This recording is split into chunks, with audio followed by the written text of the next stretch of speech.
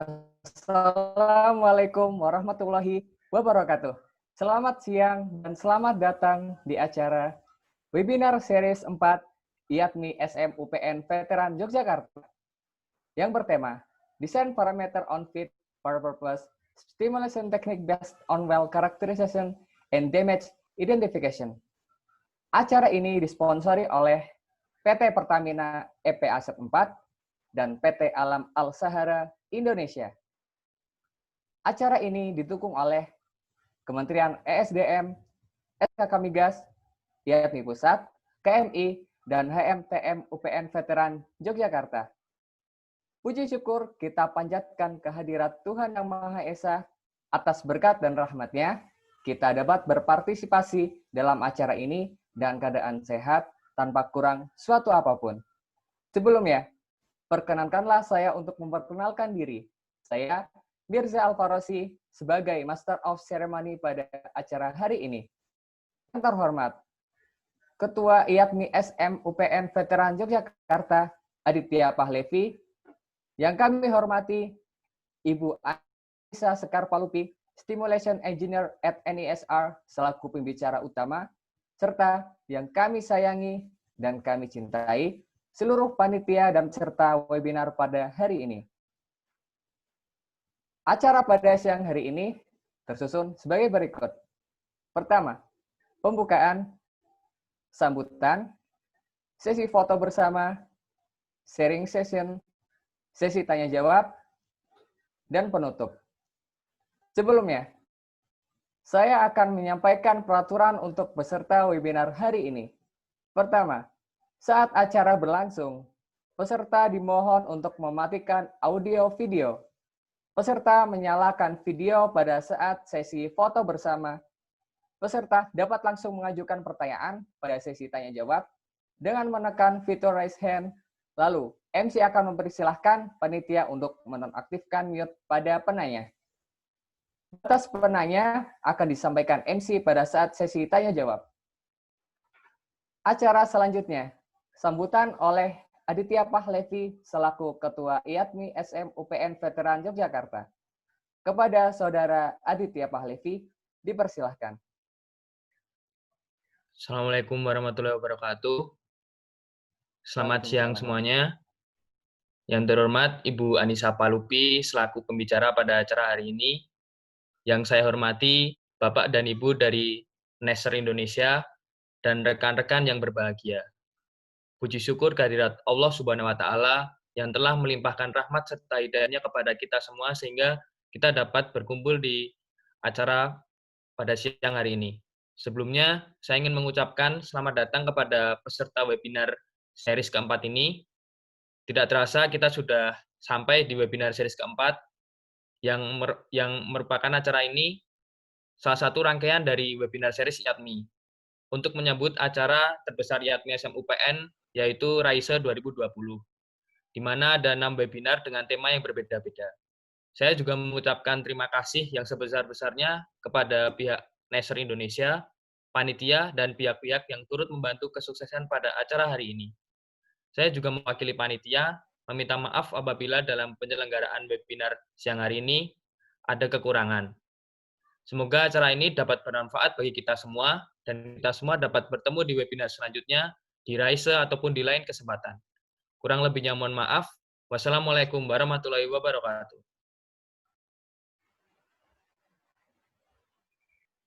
Terima kasih kepada Saudara Aditya Pahlevi. Berikutnya, sesi foto bersama. Dimohon peserta dapat menyalakan video Anda.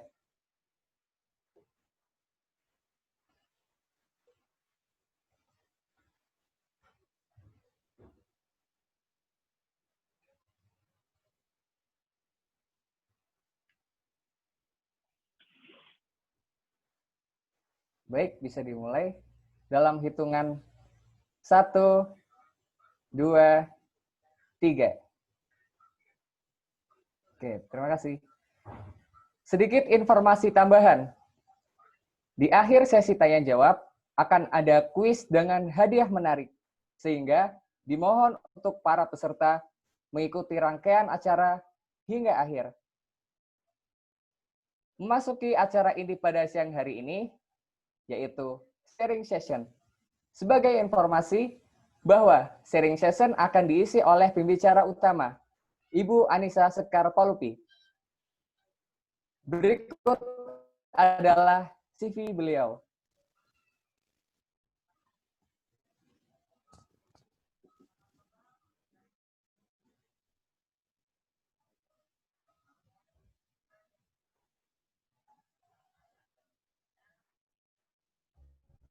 Ibu Anissa Palupi merupakan lulusan dari Gajah Mada University di Prodi Chemical Engineering. Beliau mempunyai geographic work experience di Riau, Cepu, Cirebon, Jambi, Kalimantan, dan Natuna.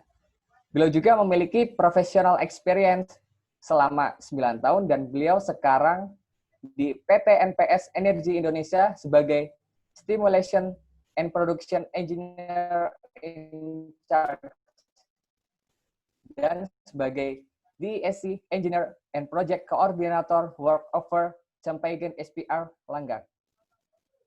Kepada Ibu Anissa Sekar Palupi, waktu dan tempat dipersilahkan.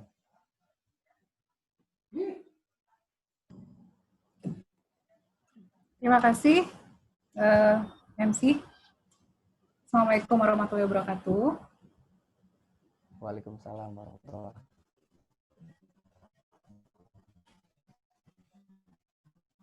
Selamat siang rekan-rekan semuanya. Selamat siang teman-teman untuk mengundang Neser untuk menjadi salah satu company yang berpartisipasi di acara RAISE 2020.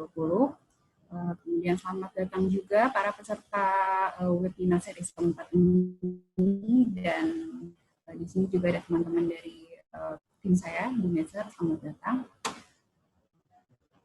Nice stimulations. Nah, jadi apa yang kita bicarakan di sini seperti judulnya lebih ke stimulations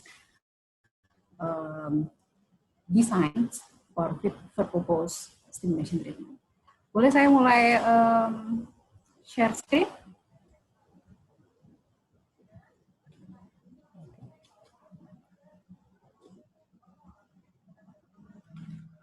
Oke, host dan MC apa sudah dilihat sekarang? Terlihat? Iya.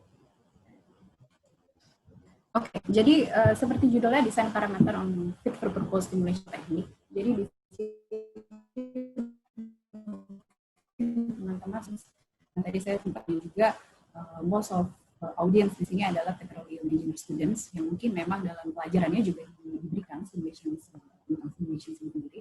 Nah, scope dari diskusi kita hari ini lebih ke bagaimana seorang stimulation engineer melakukan step by step analisis, observations, dan lainnya sampai akhirnya mendapatkan sebuah fit for purpose stimulation design.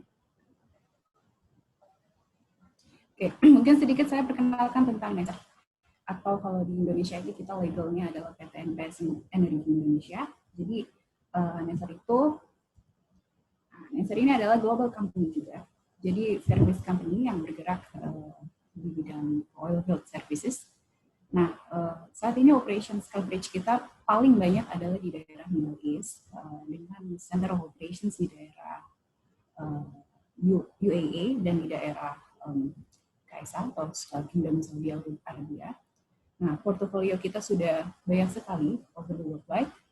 Nah, untuk Far East Asia, kita punya operations di Indonesia dan di Malaysia. Ini adalah value of business-nya Neser. Jadi, solve challenge, perform flawlessly, deliver value to customer, improve to maximize value. Nah, kalau kita ngomongin scope dari diskusi hari ini, mungkin itu akan lebih ke deliver value to customer. Dimana kita ini selalu berusaha untuk menemukan fit for purpose treatment dan cost effective treatment. Kemudian untuk service coverage Neser, basically kita dibagi dua, yaitu drilling and evaluations dan production services. Untuk di Indonesia, drilling and evaluations, kita ada slickline services, wireline logging, dan wireline preparations. Kemudian untuk production services, kebetulan stimulation ini under production services. Kita punya cementing services, laboratory, formulations, oil to be, stimulation and pumping, including frac services juga. Terus kemudian ada evaporation services, nitrogen, dan pipeline industrial services. Jadi kalau kita bilang coverage-nya itu sudah sangat besar dari upstream hingga downstream. Oke, ini kita sudah mulai mau mendekati ke topik kita hari ini. Sebelum kita lanjut ke topik kita, saya punya 1 minute HSE message.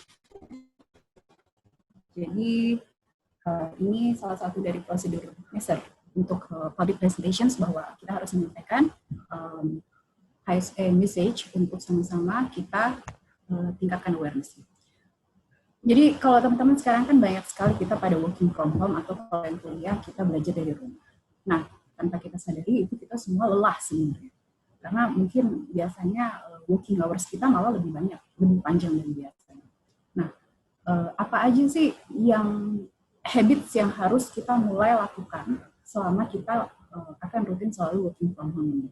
Yang pertama, kita bisa stretch at least 5 minutes, terus kemudian drink enough water, kita harus selalu sedia at least 1 bottle of water dekat meja kita, terus kemudian adjust lighting and access to fresh air. Jadi mungkin salah satu kelebihan kita kerja di rumah tidak terus-menerus kita expose to AC, jadi make sure kita punya fresh air circulated, terus kemudian breathe deep agar kita tidak stres, dan yang terakhir close your eyes frequently. Ini fungsinya karena kita sekarang banyak sekali kegiatan yang seperti ini, webinar. Yang tadinya harusnya kita kegiatannya bertemu di sebuah ruangan, tapi sekarang akhirnya kita harus lagi-lagi 1-2 jam atau 3 jam melihat ke screen. Jadi close your eyes frequently itu sangat penting. Nah, jadi rules-nya nanti di slide by slide kita ada logo seperti ini, close your eyes frequently. Setiap ada logo close your eyes frequently, tanpa saya komando lagi, tolong teman-teman dan audiens untuk at least tutup mata dan relaxkan mata selama 15 detik. Jadi keys-nya itu 15-20 detik itu untuk menurunkan ketegangan dari mata kita sendiri. Oke? So, jadi kita mulai aja ya langsung. Nah, ini ada dokter. Jadi mungkin teman-teman di sini, tadi saya sempat nanya juga, most of audience adalah orang dengan background engineer. Tapi mungkin teman-teman waktu kecil pernah jadi dokter juga. Engineer could become also dokter. Jadi engineer itu bisa jadi dokter juga. Tapi buat sumur. Nah ini gambarnya buat sumur. Field kan. Kenapa saya bisa bilang seperti itu? Saya punya analogi seperti ini. Nah, kalau kita pergi ke dokter, itu ada steps-nya. Kalau kita menjadi dokter, itu pun juga ada steps-nya sampai akhirnya ada sebuah diagnosa dan sebuah rekomendasi kita harus lupain. Pertama, observing symptoms. Kita harus tahu dulu bahwa itu ada symptoms, makanya orang pergi ke dokter. Misalkan flu, demam, atau batuk. Kemudian selanjutnya adalah kita pergi ke dokter, terus kemudian dokter itu meriksa. Kadang tidak hanya meriksa aja, tapi ngobrol. Ngobrol itu untuk menggali atau mengeksplor so far gimana kondisi kesehatan kalian, so far gimana pola makan kalian, dan lain sebagainya. Jadi kadang medical record atau medical history itu juga penting. Terus kemudian ada juga some test. Some test itu bisa lab test, bisa juga kayak ronsen dan lain sebagainya. Selanjutnya baru mereka detect. Ini apa penyakitnya, apa masalahnya, apa yang terjadi sama tubuh kalian. Nah, setelah dari situ mereka baru bisa rekomen obatnya apa, treatmentnya apa, apakah hanya cukup minum obat aja, injek obat atau suntik obat ke tubuh kalian, apa harus ada operasi nih, operasi seperti apa yang harus diharuskan. Terus kemudian setelah situ ada recovery parameters. Jadi misalkan dokter itu aku bilang, oke, kalau misalkan nanti selama 4 hari sudah minum obat tapi tidak turun terus, baliklah ke sini. Nah, itu adalah satu sequence proses yang kita sebut sebagai step to get gambaran apa yang terjadi pada tubuh pasien dan apa yang harus dilakukan terhadap tubuh pasien untuk recovery tersebut. Nah, hal ini, makanya tadi saya bilang di depan, itu juga kita lakukan.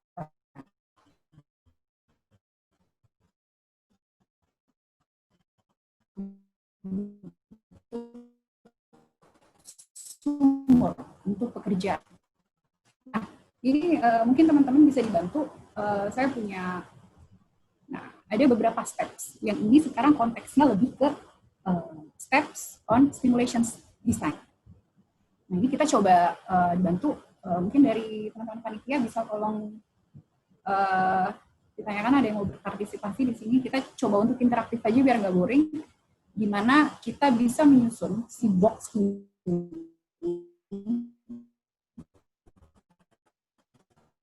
analogikalnya mana yang equal.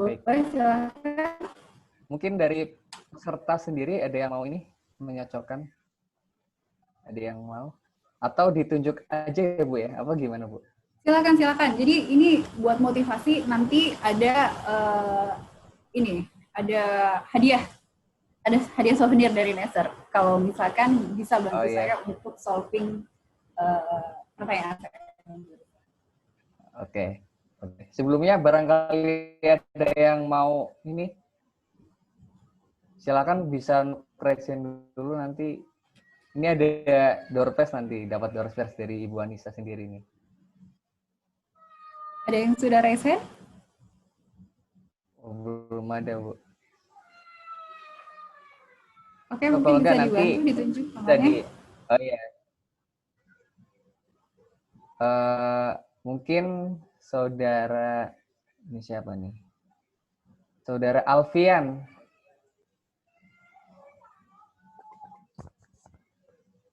Bisa untuk unmute?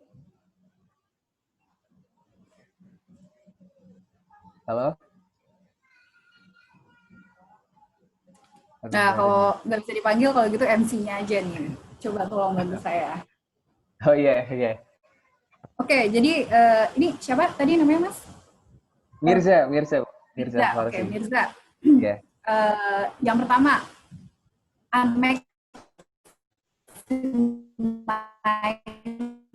production itu kira-kira make sama kolom mana? Unmaxim production.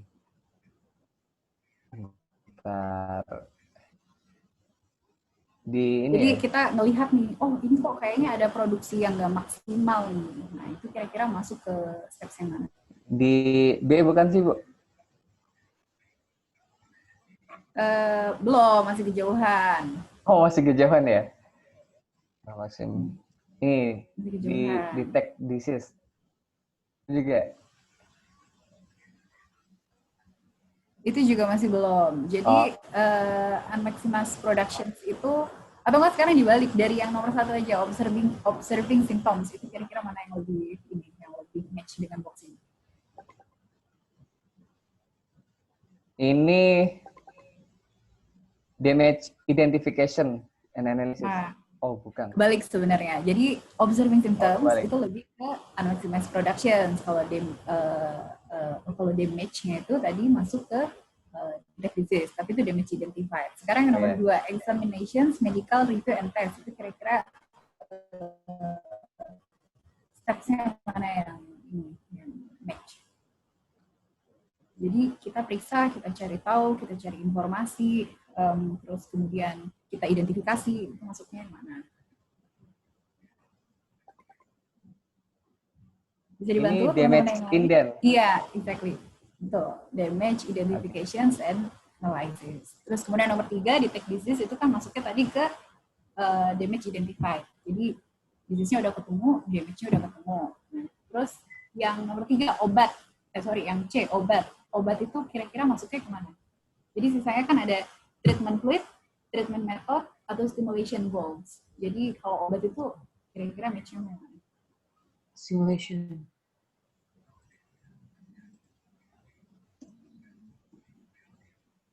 Ini masih ke masih belum. Masih jauh. Treatment fluid. Treatment fluid, exactly, benar. Itu mungkin bisa dicatat siapa yang benar. Jadi obat itu adalah treatment fluid. Jadi treatment fluid itu sesuatu yang kita masukkan ke dalam sumur itu untuk salah satunya mengobati sumur itu. Jadi bisa kita bilang medicine effectual treatment. Terus kemudian yang B, treatment suggestions, itu dari sisanya tinggal treatment method sama stimulation goal. Yang mana?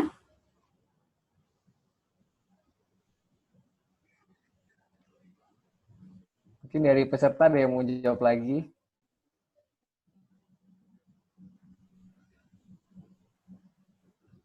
Nah, ada yang raise hand kayaknya tuh. Bentar, aku Treatment method. Iya, betul. Ini ada yang jawab treatment method. Benar. Terus kemudian yang terakhir, recovery parameters, itu baru relate-nya dengan stimulation goals. Oke, thank you ya. Nanti teman-teman yang lain tolong lebih interaktif lagi ya sama audiensnya, sehingga kita bisa nggak boring. Oke, jadi tadi udah dibantu sama Mirza dan kawan-kawan. Yang pertama itu yang kita lakukan adalah observing. Sebenarnya bukan maximize production saja, tapi ini observations yang mungkin menurut kita ada deviations ya. Nah, yang kedua, kita lakukan damage identifications, analysis, goal candidate selection, stimulation design, dan lain sebagainya. Yang ketiga, ketemu itu damage. Jadi, ini kira-kira apa sih yang terjadi di sumur kita ini? Ketemu dari parameter-parameter yang sudah kita kumpulkan di poin nomor 1 dan poin nomor 2. Nah, dari sini kemudian kita olah menjadi sebuah stimulation design. Di dalamnya ada apa aja? Goals. Jadi, kita harus tentukan juga goals-nya tuh apa stimulation-nya. Apakah kita mau goals-nya itu boost up production sampai berapa? Atau kita goals-nya ya udah yang penting recover aja ke existing productions atau seperti apa? Yang kedua, treatment method. Kita mau apakan? Mau kita acidizing, mau kita frack, mau kita akan sesuai dengan apa yang kita identifikasi dari damage tadi. Kemudian yang ketiga, treatment fluid. Nah, apa obatnya? Apa yang mau kita injek? Apa yang mau kita lakukan untuk metode si kalau kita bilang stimulation sumur ini. Oke ya, kita lanjut lagi. Oke, di sini ada close your eyes frequently, silahkan sambil ngedengerin saya. Jadi, why do we stimulate the well? Kita tahu kita punya reservoir yang bagus. Oke, thanks God we have a good permeability, good oil and gas operations, dan high reservoir pressure. Tapi, loh, kenapa production rate-nya kecil? Kenapa belum sesuai dengan ekspektasi, belum sesuai sama itu?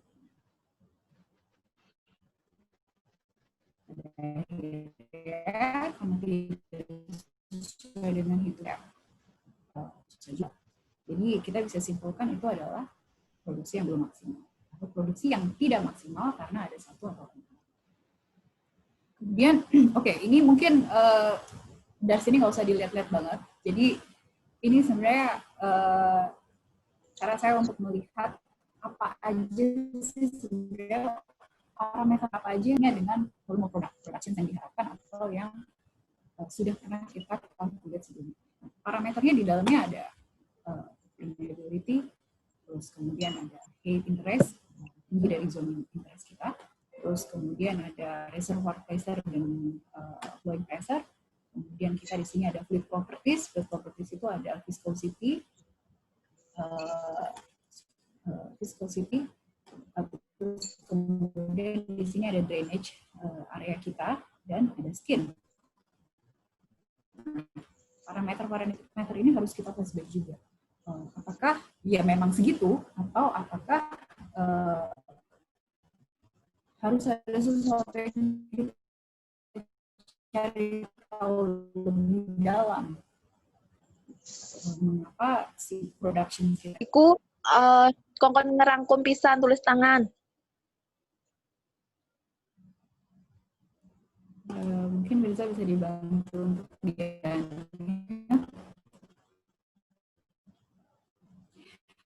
Oke. Jadi ini kadang juga seperti itu wajar karena memang juga panjang, sudah panjang. Tapi kadang ini ada pendidikan atau kadang rapid decline. Nah, itu kita juga harus mulai tanda tanya kenapa. possibility yang menyebabkan decline itu terjadi. Nah, ini juga penting. Jadi kadang bahkan sudah ditemukan evidence adanya damage selama let's say productions atau kalau ada walkover activity. Seperti ditemukannya scale index yang tinggi, terus wax content yang tinggi, terus kemudian kita lihat physically very heavy oil, artinya itu emang di productions-nya, dan itu adalah dari properties book itu, which is itu ada lip scale tadi seperti yang pertama. Kalau yang pertama itu high scale index, maksudnya kita ukur dia, kemudian kulitnya itu kita membaca bahwa itu scale index-nya di walkover kita temukan ada evidence si scale, jadi potongan-potongan scale yang ada di tubulan itu bisa jadi. Wax deposition juga sama, bisa saja kita selama walkover atau ada pekerjaan lain kita ketemu ada deposition wax across the tubular.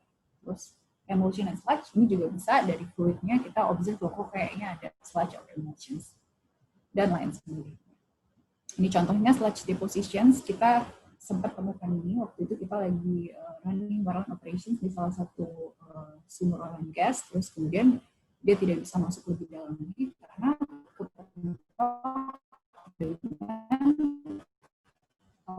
restrictions di well bordel sampelnya atau strands.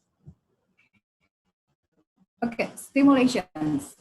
Jadi kalau kita ngomongin stimulations itu dari awal saya kecemplung di dunia stimulations, banyak yang mengarahkan dia tuh lebih ke pompa asid, terus kemudian bersihin sumur pakai asid, pompa asid untuk karbonat biar dia gain productions.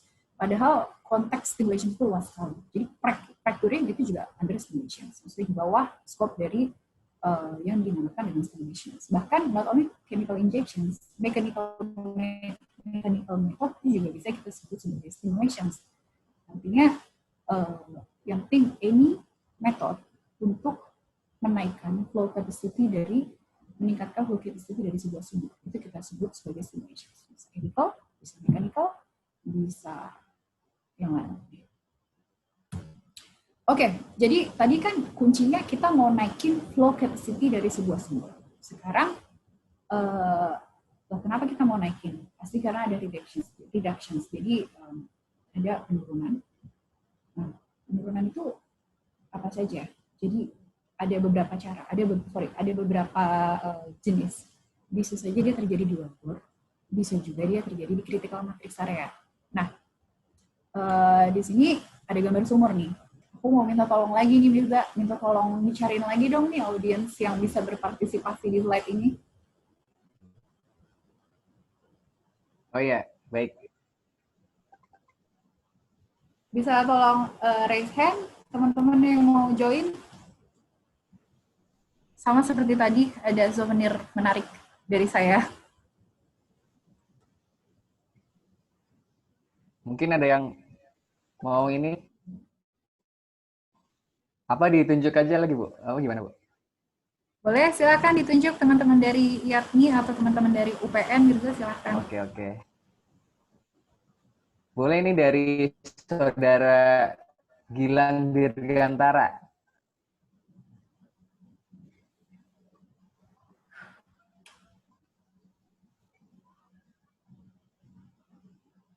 Halo, Mas Gilang. Bisa dibantu, Mas? Ini sudah Mas Gilang ya? Oke, dari UPN juga? Silahkan kenalkan diri.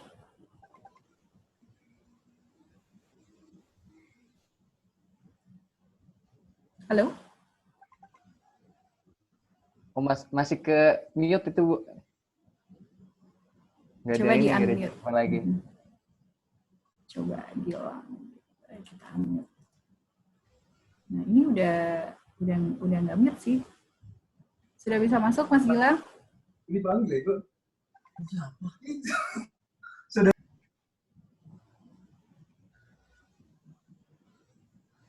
Gilang Dirgantara.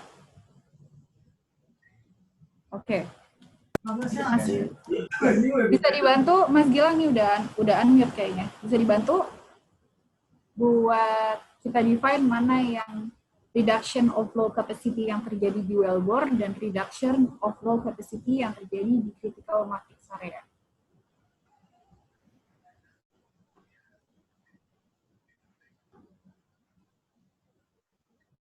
Pak, kalau nggak Mirza lagi nih kayaknya nih. Mirza, gimana? Bisa lagi? Saya lagi, Bu. Ya, boleh. Ayo coba dibantu. Yang di wellbore yang sebelah mana?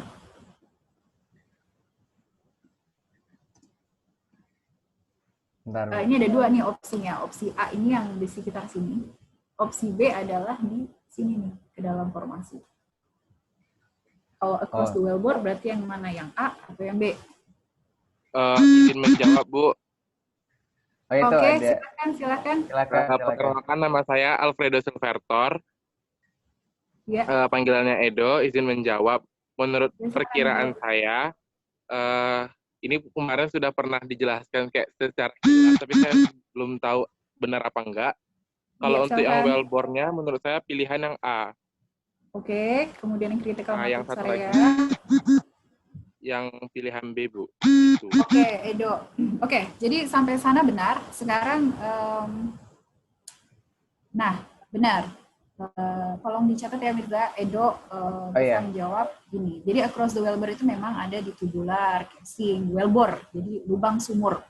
Jadi apa saja yang ada di dalam, ada scale demo. Bisa aja scale kita temukan di dalam tubular atau sandfill, tumbukan dari pasir untuk formasi-formasi kepasiran. Log perforations itu juga masih di area-area sini. Terus bisa juga parabin atau wax plugging itu juga bisa, wax deposition, asphalt deposition itu juga bisa. Nah, sedangkan untuk critical matrix area itu bisa karena drilling mud invention ke dalam sumur ketika drilling activity, cement damage, completion fluid, bisa jadi karena kita selama habis drilling kemudian kita completion, gara-gara completion-nya itu fluidnya tidak sesuai dengan kebutuhan formasi atau mungkin ada partikel-partikel pengotor, nah dia malah justru bikin reduction of low capacity. Terus bisa juga fines atau native clays, clays yang sensitif. Terus kemudian wettability bisa juga, sludge emulsions dan lain sebagainya. Nah, ini gambar-gambarnya aja nih kalau kita melihat yang ini scale, jadi ini tepat. Jadi ini memang sering sekali kita temukan di tubular itu memang ada scale yang itu cukup keras dan cukup apa ya? Kalau kita lihat kayak gini di sepanjang tubular ya pasti harusnya kan volume of fluid yang bisa lewat itu kan se-full lingkaran ini, tapi kemudian direstrik sama adanya padatan. Terus kemudian yang kedua wax deposition juga sama, harusnya full segini tapi direstrik dengan adanya si solid ini. Kira-kira seperti itu. Thank you, Edo. Mirza, minta tolong untuk dicatat. Baik, Bu. Baik. Oke, teman-teman, nanti masih ada lagi pertanyaan-pertanyaan seperti ini yang dadakan. Silahkan berpartisipasi biar lebih hidup. Oke, tadi kita udah tahu flow reductions-nya itu kenapa. Nah, sekarang kita harus setting objectives-nya. Stimulation objectives itu. Kalau kita ngomongin ini ada flow capacity sekarang. Terus kemudian dia ada beberapa tipe. Yang pertama kita mau create new flow capacity. Jadi itu bisa dibilang itu massive production gain. Contohnya apa? Hydraulic fracturing, acid fracturing. Terus kemudian bisa juga restore flow capacity. Jadi ya udah, at least balikin lagi ke yang sebelumnya. Bisa apa? Matrix treatment, wellbore clean up itu cenderungnya seperti itu. Kita nggak bisa terlalu agresif berharap dia punya significant production gain. At least kita hanya mau remove damage saja dan mengembalikan production kayak yang semula. Yang ketiga, ini juga penting dan very demanding in Indonesia, control unnecessary products. Biasanya sand atau pasir, sumur-sumur pasiran. Terus kemudian bisa juga sumur-sumur yang water cut-nya itu semakin lama semakin tinggi. Itu treatmentnya namanya water shut-off atau water control. Oke, jadi in general klasifikasinya itu ada wellbore clean up. Tadi udah dijelasin juga sama Edo kan, wellbore itu ini yang ada di dalam wellbore, lubang sumur. Nah, ini artinya yang kita lakukan di stimulation treatment itu dia nggak kita injek ke formasi. Dia bisa chemical treatment, kita pakai chemical, terus bisa mechanical treatment, kita bisa pakai cold tubing, bantuan cold tubing atau slit line. Biasanya slit line itu sering sekali dipakai untuk process operations untuk mechanical treatment-nya. Bisa juga perforation wash, jadi kita pompakan asid ke daerah perforations itu untuk salah satunya clean up si perforation area. Terus dan ini juga bisa kita continuous injections dengan dengan objektifnya akan prevent, mencegah atau inhibit. Nah, yang kedua kita matrix. Jadi kalau kita ngomongin matrix, dia masuk ke dalam formations, ke dalam matrix batuan. Nah, yang kedua ini ada matrix treatment sama fracturing. Kalau matrix treatment itu, jadi dua-duanya itu sama-sama masuk ke dalam formasi, tapi kalau matrix treatment itu kita injek di bawah frag pressure, kalau frag itu kita injek di atas frag pressure. Nah, mungkin nanti saya bisa tunjukkan juga. Yang ketiga ini water and sand control, tadi kan sudah kita sebutkan juga ya, unnecessary product. Lokasi wellbore cleanup dan water and sand control ini adalah di area wellbore. Terus kemudian untuk 2 dan 3 di area matrix atau formasi. Jadi water control sama sand control itu bisa mencakup dua-duanya. Nah, ini mungkin nggak usah dilihat-lihat banget pusing. Jadi yang penting saya mau menunjukkan ini ada juga tulisan close your eyes frequently, bisa sambil merem, nggak usah dilihat angka-angkanya. Jadi gini, kalau kita ngomongin formation damage, kita ngomongin matrix stimulations, ada 2 hal yang sering banget kesebut. Yang pertama formation skin, yang kedua critical matrix. Sebenarnya apa itu? Nah, jadi formation skin itu adalah kayak bahasa untuk mengkomunikasikan segimana how severe si damage itu. Nah, jadi kalau skin zero itu artinya formasi yang masih belum diapa-apain, maksudnya dia belum ada damage, dia juga belum stimulations, jadi ya dia skin zero.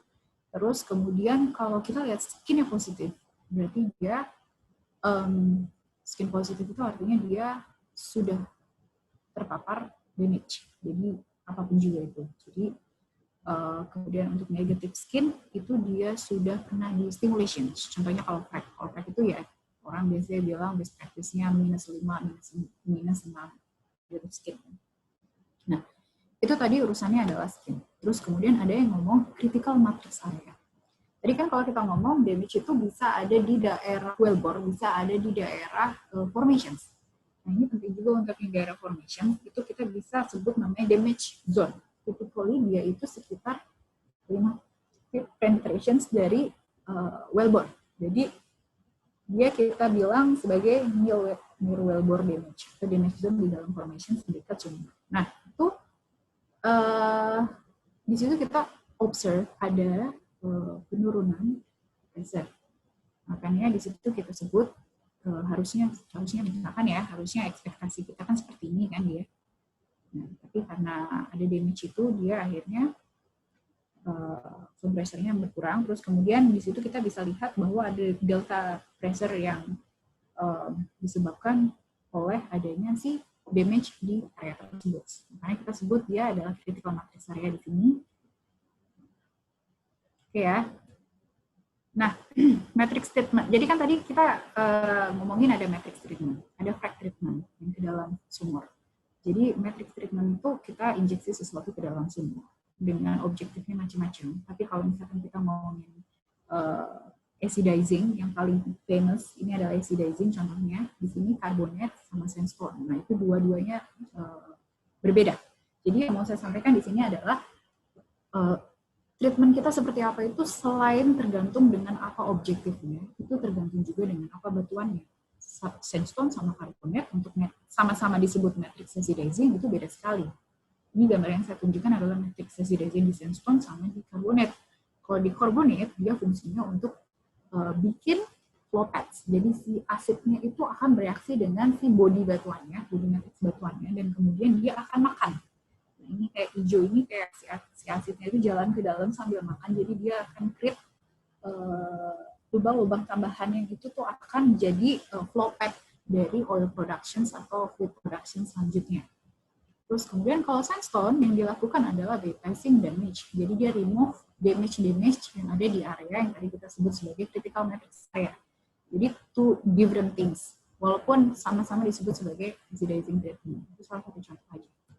Nah, kalau fracturing treatment apa? Tadi kan bedanya kalau matrix itu kita di bawah injection crack pressure, kalau yang crack itu di atas crack pressure. Kita lihat ada damage di sini. Dia mau bypass damage, dia juga mau bikin highly conductive channel yang massive banget, yang besar, yang gede, yang bisa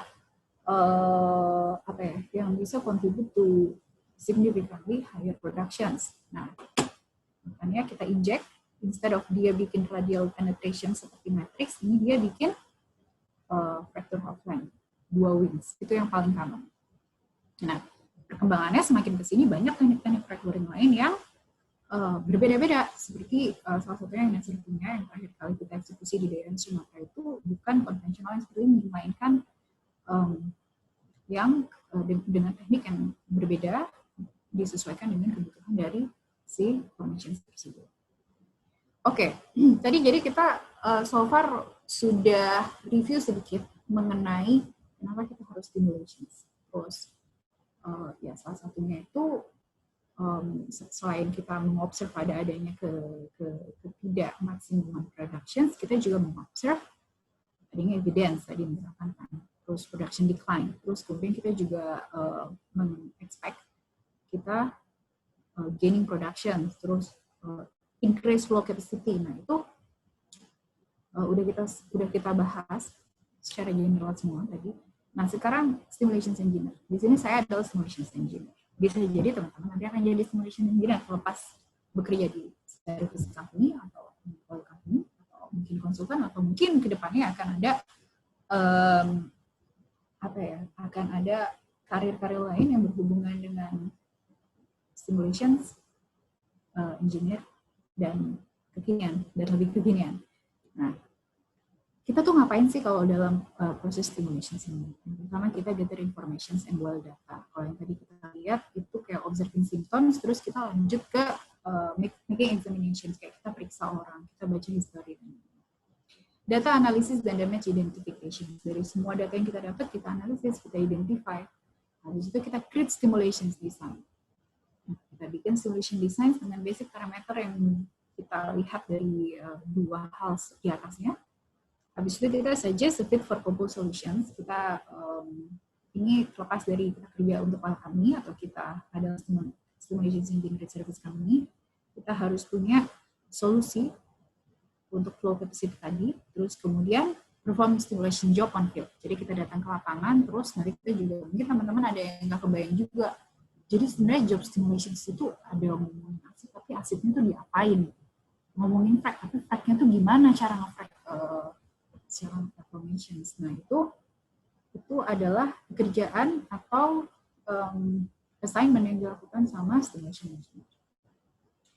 Buat saya pribadi sih dari awal saya masuk ke oil field engineer. Jadi saya itu sebenarnya chemical engineer kan, belum pernah belajar tentang PE zaman kuliah, tapi kemudian di perusahaan yang sebelumnya saya adalah stimulation engineer from the very beginning sampai sekarang di perusahaan baru Nasir. Jadi hal-hal ini is very challenging. Jadi yang bikin paling saya menarik, jadi seperti yang saya tunjukkan di very first slide tadi, bahwa kita itu bisa jadi dokter sumur. Jadi kadang sumur tiba-tiba mati juga, kita bisa dipanggil sama aja kayak dokter juga, teman-teman bisa dipanggil. Nah, habis itu yang terakhir juga kita ngelakuin post treatment analysis tentang apa yang sudah kita lakukan di sumur tersebut. Oke, tadi kita ngomongin damage identification. Jadi kita tuh ngapain di damage identification dan well analysis? Yang pertama, well candidate selections. Nah, jadi kita di well candidate selection ini kita harus milih well mana yang mau kita prioritaskan untuk stimulation treatment kalau belum ada kandidatnya. Nah, ngapain aja kita? Yang pertama gathering information, kita cari flow confirming-nya. Jadi ada berapa sumur di daerah tersebut, ada sumur mana yang udah pernah distimulasi dan apa successful treatment di sananya, ada sensitivity apa sumur tersebut misalkan sumur tersebut di lapangannya adalah water sensitive field, jadi kita nggak boleh simulation treatment pakai water base. Nah, kemudian kita harus kumpulin juga drilling, productions, walkover. Jadi drilling itu kan step paling pertama dalam kehidupan sumur ya. Jadi dia dibor, itu banyak yang bisa terjadi. Itu kita harus review juga drilling report, drilling highlights-nya apa saat itu. Mungkin ini file-file jadul. Banyak sumur-sumur yang file drillingnya itu adalah file-file tahun 50-an tuh banyak. Jadi bahasanya juga masih campur-campur, masih bahasa jadul juga banyak. Jadi di sini at least kita gali sebanyak mungkin apa yang kira-kira related to damage, related to stimulations. Kemudian production. Paling basic kita harus punya productions data. Kita lihat gimana kecenderungan productions. Apa memang dia ya udah emang turunnya itu ya turun wajar. Artinya dari awal. Atau turunnya ternyata sebenarnya segini gitu misalkan, terus tiba-tiba kok kayak ada significant decline. Nah, itu bisa kita jadikan reference. Kemudian walkover history. Biasanya saya lihat dari walkover history itu paling pertama untuk sumur-sumur yang panjang hidupnya itu ini pernah di treatment apa aja. Bukan hanya untuk melihat nanti kita bisa ngulang treatment yang serupa di sumur ini. Tapi lebih ke kira-kira ini sumur ini masalahnya apa. Bisa kita lihat dari situ, sama bisa kita lihat juga gini, jangan-jangan stimulation yang kemarin itu belum maximize, atau stimulation yang kemarin itu endingnya nggak bagus, akhirnya justru dia yang bikin damage. Nah, itu bisa jadi. Well test data, itu juga penting. Nah, terus basic log, ya kayak formation properties, well properties, itu bisa kita lihat dari basic log, wellbore integrity, misalkan semen kayak seperti apa, atau production logging. Well schematic itu perlu banget, karena kita harus membayangkan kira-kira apa yang terjadi di bawah gitu. Kita harus membayangkan ada berapa zona di atasnya, terus kemudian di sini ada restrictions apa, tubingnya sebesar apa, itu harus kita bisa bayangkan. Damage evidence history, kayak tadi yang saya bilang di awal, bisa aja ada catatan bahwa ini ketika running hole ke bawah, slave line ketemu wax atau apa sih. Oke, jadi dari sini nanti di well candidate selections ini yang paling penting kalau kita belum punya kandidat sumur. Nah, kita harus pilih. Yang seperti apa yang kita mau pilih, kita pilih yang masih economical, artinya masih ada expected gain. Kalau misalkan kayak udah, ya paling expected gain-nya 10 BOPD aja, tapi itu nggak apple to apple kalau dibandingin sama effort yang kita lakukan untuk stimulate itu. Misalkan harus mengambil rig walkover rig, misalkan harus mengambil service company stimulation, dan lain-lain. Nah, kemudian yang kedua, well yang masih punya high production gain, tadi udah saya sebutkan. Yang ketiga, low risk well. Kalau misalkan well-nya itu kira-kira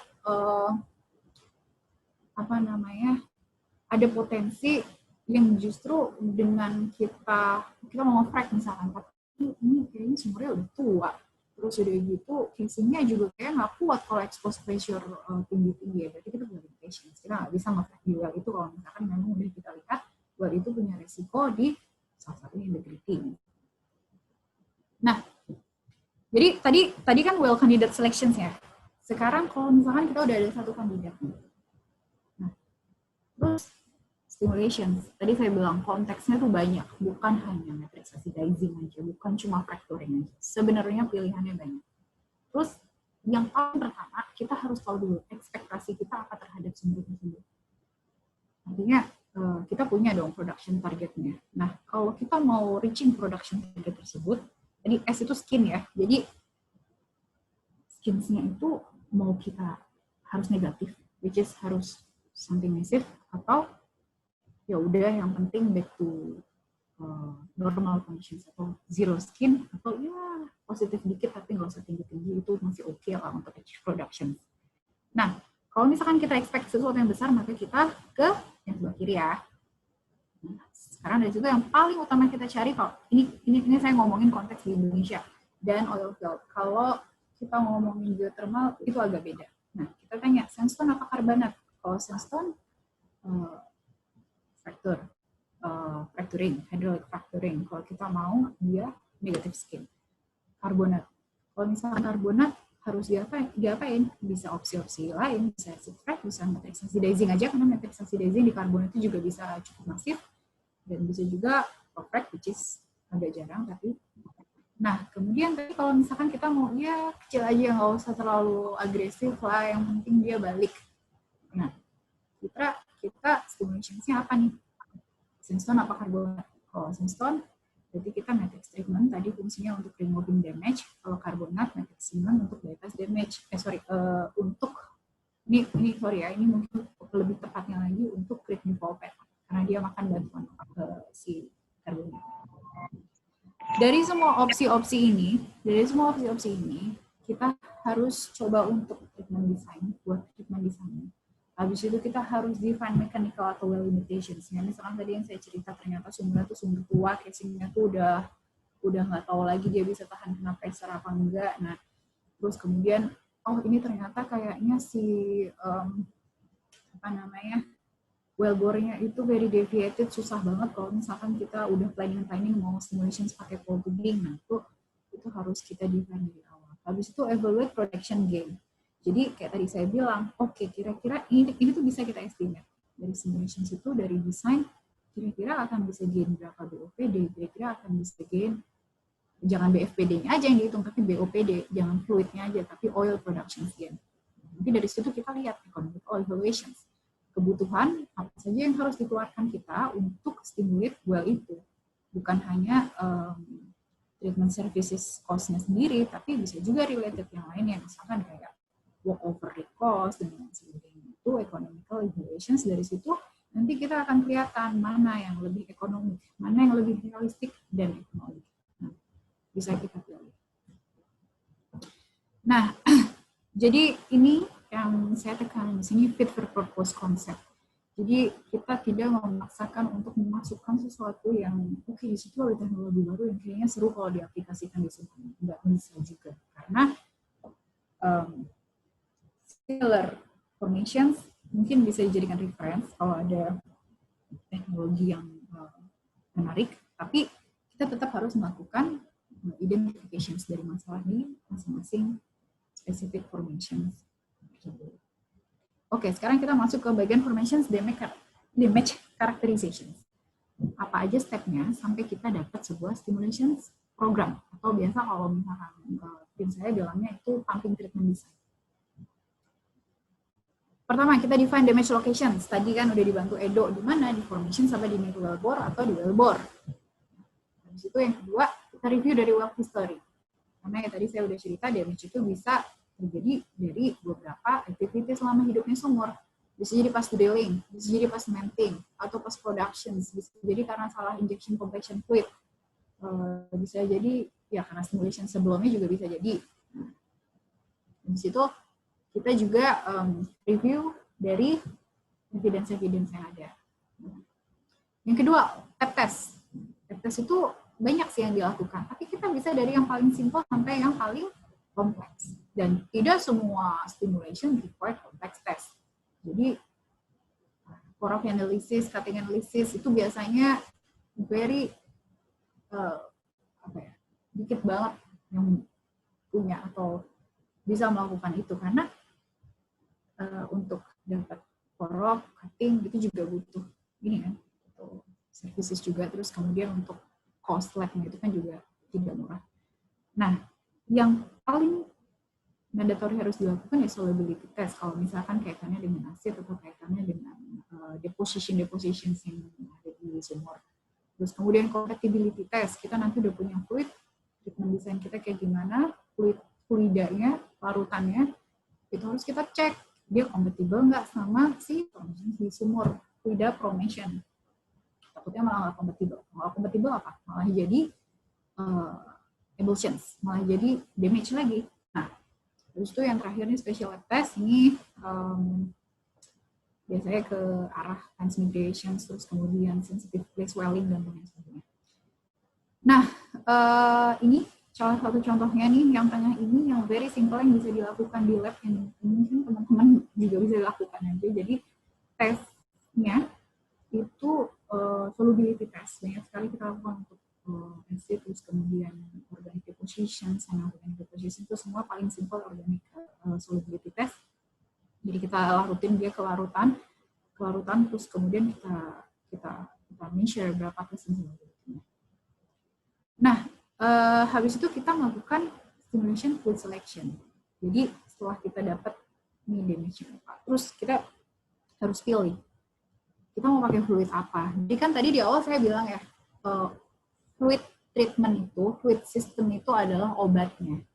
Nah, kalau kita bilang obat, misalkan kayak kita panas, obatnya paracetamol, batuk, obatnya fix formula 44, terus kemudian dan sakit perut karena diare, obatnya beda lagi. Jadi sama juga fluid system itu juga beda.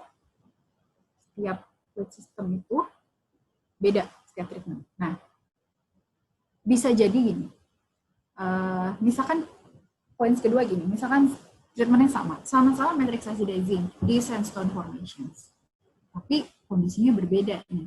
Si well A dia nggak banyak sensitif fluidnya. Well B dia banyak. Jadinya beda juga fluid systemnya. Itu harus benar-benar kita lakukan well by well. Kita nggak bisa generalisasi. Ya mungkin masih bisa kalau misalkan tetanggaan. Jadi kayak well A sama well B mereka pada layer formation yang sama, mereka dalam satu cluster lapangan yang sama, itu mungkin masih bisa. Tapi kalau misalkan dia let's say yang satu si Hapas di daerah Riau, yang satu si Hapas di daerah Jambi, nah itu need to check, nggak bisa disamaratakan.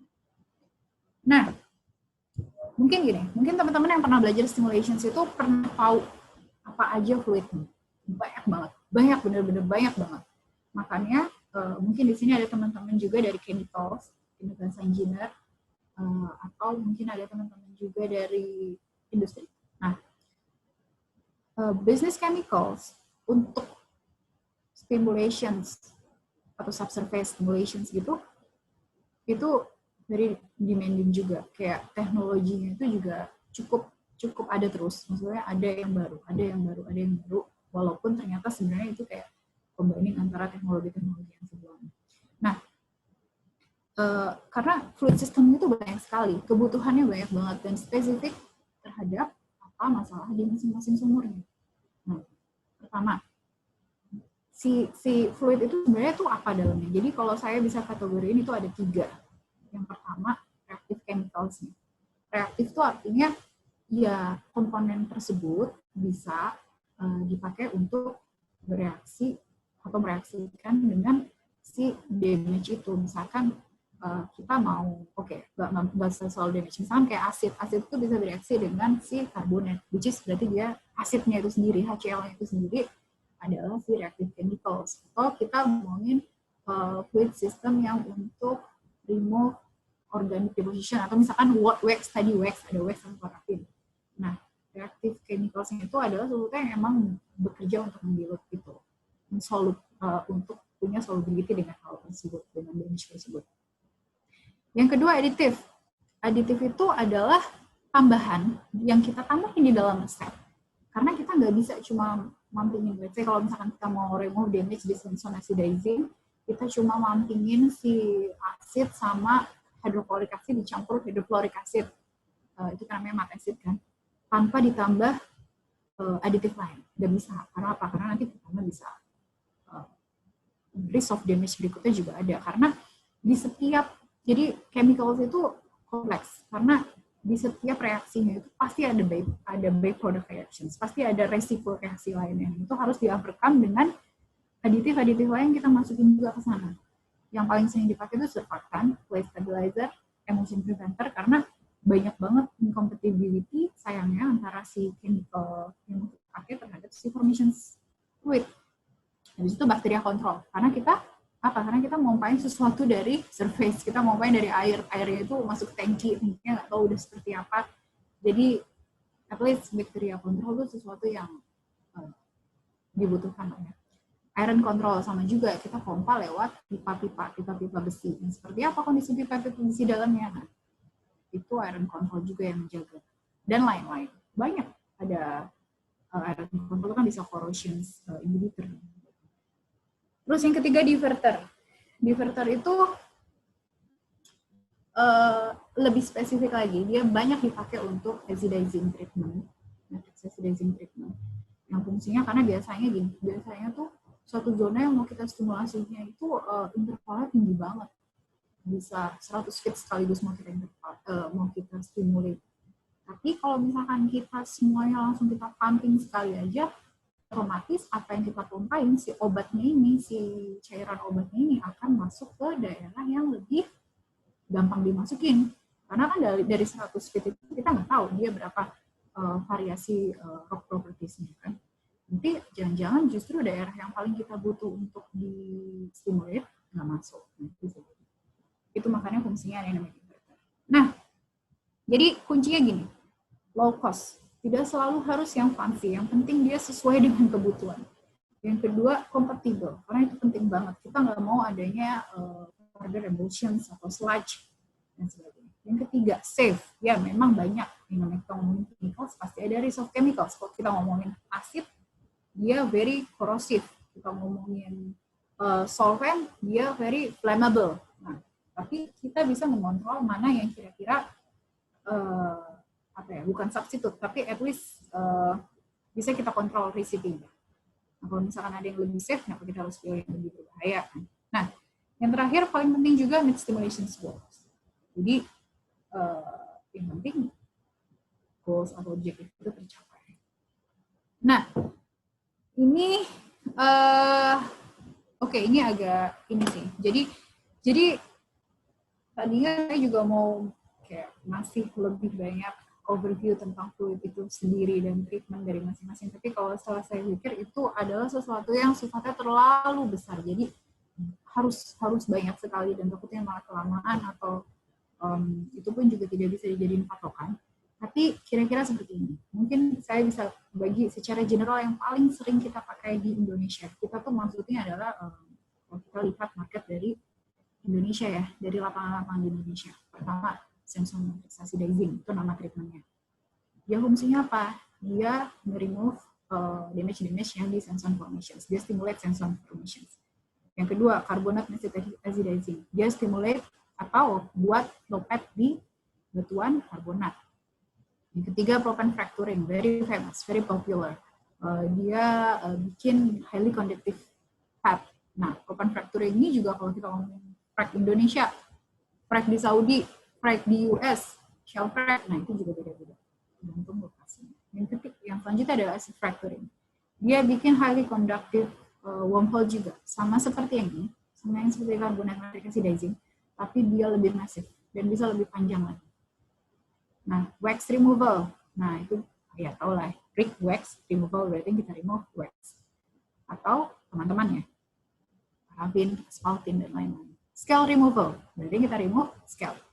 Banyak terjadi di tubular. Ada juga yang terjadi di formasi. Karena apa? Karena misalkan kayak saturation water-nya terlalu tinggi, atau ada pressure change, atau ada temperature change, yang itu juga scale build up di sana. Yang terakhir, yang popular juga, water shut off. Dia nurunin atau minimize water production. Nah, ini full systemnya. Jadi, just for knowledge aja. Misalnya kayak Samsung acidizing, dia itu asid juga yang kita pompain, tapi karena namanya acidizing ya. Tapi asidnya tuh dua kombinasi paling enggak. Jadi asid sama hidroklorik, HCl hidroklorik. Dan belakang-belakangnya ini kayak organic matte acid, clay acid, organic clay acid ini kayak teknologi tambahan yang dipakai untuk menyesuaikan dengan kondisi-kondisi di reservoir, misalkan sensitivity. Nah, yang kedua, carbonate matrix acidizing. Pilihannya banyak, basically acid base. Nah, dan basically dia harus ditambahin dengan diverting system. Karena tadi yang saya cerita dia itu panjang zonanya, tinggi zonanya, misalkan kayak 100 feet perforations-nya. Jadi to make sure semuanya itu bisa kena si asidnya. Jadi salah satu zonanya itu di stage pertama ketutup, nanti lanjut ke stage berikutnya, zona bawahnya. Nah, sama retarding system. Jadi gimana caranya biar kita bisa masukin fluid itu sejauh mungkin ke dalam. Karena asid itu kan very reaktif. Jangan sampai dia cuma ngegerobotin yang di batuan di sekitar tubular doang. Jadi yang ke dalam gimana? Propan frac basically lebih ke gimana si fluid itu bukan reaktif. Tapi fluid itu gimana bisa creating fracturing objektif dan membawa propan atau pasir. Acid frac, dia konsepnya hampir mirip sama carbonate matrix basing tadi. Terus kemudian wax removal biasanya dia solvent family, bisa solvent, saline, parasol, dan lain sebagainya. Kemudian ada scale removal, dia asid atau discolor, atau kalau misalkan kita nggak mau lagi ada scale di area tersebut, kita bisa kasih inhibitions atau scale inhibitions. Water shut off, itu bisa kita pompakan gel formasi, crosslink gel atau crosslink foam, atau bisa juga mechanical treatment dengan plug dan lain sebagainya, atau squeeze mungkin juga bisa masuk. Nah, kemudian yang ini terakhir, pumping treatment design. Kita lakukan apa aja? Kita define dulu stage-nya mau berapa kali stage, volumenya berapa, steps-nya apa aja. Karena dalam satu treatment itu bukan sekali pumping fluid yang sama aja, tapi obatnya macam-macam. Kayak kita minum obat aja, kalau pagi kita harus minum obat pengencer darah, obat ini, obat segala macam. Terus kemudian yang kedua, rate dan pressure limitations. Berapa rate-nya, berapa pressure-nya, apa limitations-nya, apakah limitation formations, apakah limitation dari wellbore itu sendiri. Yang ketiga, radius penetrations. Nah, ini berapa theoretically kita mau pompa itu ke dalam formation, berapa panjang, paling nggak kita targetnya kan harus membypass si critical matrix area yang tadi di depan saya bilang 5 feet kira-kira. Kemudian volume tadi ya, seberapa banyak, diffraction teknik. Terus ada banyak simulation software yang dipakai untuk placement and penetration simulation. Kira-kira seperti ini. Nah, misalkan ini kayak stage putih ini berarti stage yang lebih awal, apa misalkan biru ini misalkan air dulu atau air dicampur solvent atau diesel campur solvent, kemudian yang kuning ini misalkan asid, terus kemudian yang merah ini misalkan asid campur apa. Nah, itu ada stages-nya. Nah, yang terakhir ada treatment conveyor-nya, karena challenge-nya biasanya untuk simulation treatment itu selain zonanya di mana, zona selected zone, itu juga ya itu tadi interval yang tinggi, biasanya ada juga cold tubing. Nah, ini cold tubing operations banyak dipakai juga untuk simulations karena dia banyak kelebihannya. Nah, sekarang mungkin ini teman-teman pengen tahu juga apa yang kita lakukan di lapangan. Apa yang kita lakukan di stage treatment execution. Tadi pertama kita cari tahu udah, identification damage-nya udah, dapatlah damage-nya. Kita udah ngelakuin lab test udah, terus kemudian kita udah melakukan simulation design. Yang terakhir, kita execute di lapangan. Nah, jadi mungkin di sini saya spesifikin scope yang saya ceritain dengan treatment execution ini adalah kita pumping simulation fluid treatment ke dalam sumur, mau nanti ke dalam formasi atau ke dalam lubang sumur doang. Nah, jadi yang atas ini high pressure pump, terus yang nomor 2 ini mixing equipment-nya. Ya nggak selalu seperti ini, banyak pilihannya. High pressure pump juga banyak pilihannya. Nah, yang nomor 3 ini ilustrasi ada mbak-mbak cantik, banyak juga orang cewek-cewek engineer ke lapangan untuk execute training. Ini ceritanya dia lagi operate pompa ini. Nah, pertama kita lakukan preparation of well site. Kita set up, terus apakah di sana ada rig atau nggak ada rig. Itu kita set up equipment-nya, terus kita sambung ke sumur. Habis itu kita mixing. Kita mau fluid apa? HCl ya udah kita mixing HCl, aditif-aditifnya, ditambah air, ditambah surfaktan dan lain sebagainya. Habis itu kita lakukan formation test. Nah, ini kan karena untuk mengetahui batasan-batasan limitation deformation. Misalkan kita lakukan injectivity. Injectivity itu kita pompakan fluida, biasanya brine atau formation water ke dalam sumur, ke dalam formasi, dan kita di sana mau lihat mana rate yang masih dia bikin matrix rate dan mana rate yang dia udah crack rate. Habis itu bisa juga kita step rate test, itu bisa kita lakukan sebenarnya mirip aja sama injectivity untuk mencari gimana rate matrix dan rate crack. Terus bisa juga kita lakukan mini crack misalkan untuk fracturing treatment atau calibration injection, dan bisa juga kita lakukan presence decline analysis. Biasanya ini yang komplit ini, yang bagian sini, sampai presence decline analysis untuk fracturing treatment. Habis itu redesign, atau at least kita punya keputusan, oke, kita pompa aja di desain itu, engineer bikin rate-nya 3 barrel per menit, tapi ternyata di lapangan 3 barrel per menit itu udah observe crack pressure. Jadi kita turunin aja deh 1,2 rate-nya. Habis itu barulah kita inject fluid itu pakai si high pressure pump. Nah, habis itu jangan lupa kita harus ada post treatment-nya. Bisa di clean out, blow back atau diapakan. Yang penting kita make sure si formations itu kita tinggalkan dalam kondisi yang dia tidak akan create damage. Terus post-treatment evaluation sama monitoring, gimana production gain-nya, berapa lama dia bisa sustain, itu juga tetap harus dikontrol agar bisa jadi lesson learned. Oke, jadi ini just to give a picture aja. Yang sebelah kiri ini Nasser frac